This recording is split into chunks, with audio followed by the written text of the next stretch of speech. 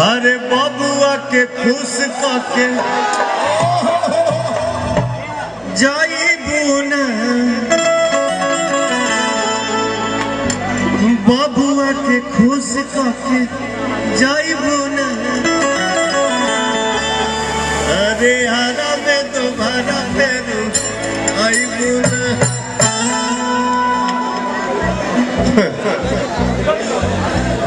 ना डिम्पल तो खुश होकर चल कर यही से दोबारा आवत है।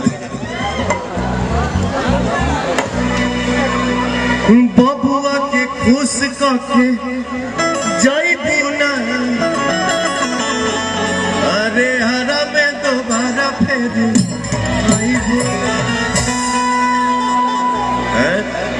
हमेशा आएंगे। ऐसा तू हमेशा खुश को जान हमेशा आरा से कुछ ऐसा रिश्ता है ना कि रोक नहीं पाती खुद को। तू आरा के लोग का सारी लगू हमने के, तू सारी लगू हमने के। तो बलिया के नाते से ना, हाँ ये मेरे जीजा जी हैं और मैं इनकी साली हूँ। हमने के तार ससुर लगब जा। आप तो मेरे भैया हैं। भैया? हाँ। तार भसुर लगब। भैया हैं। भसुर कैसे हो गए? भसुर को ही भैया बोला जाता है। वो वाले भैया हैं। You are wrong point of India from this matter in nearest to health.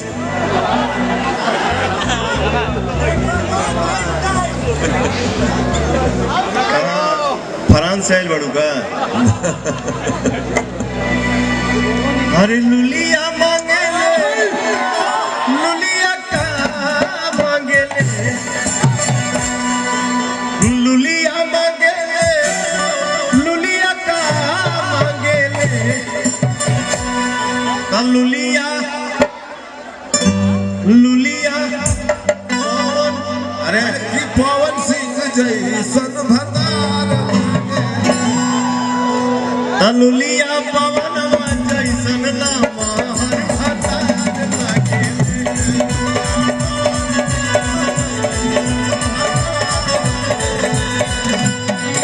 लुलिया मांगे ले, लुलिया का मांगे ले।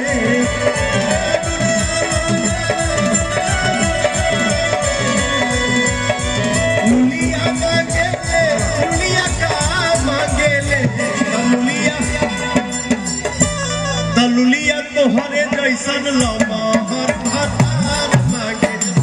लुलिया तोहरे जैसन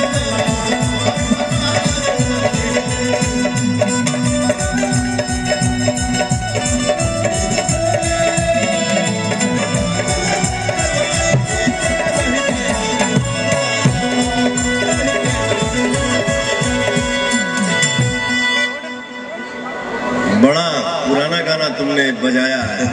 वो गाना हम बोले रही कतना दिन से ये गोलाइकी के रही फेरा में हम लागल। कतना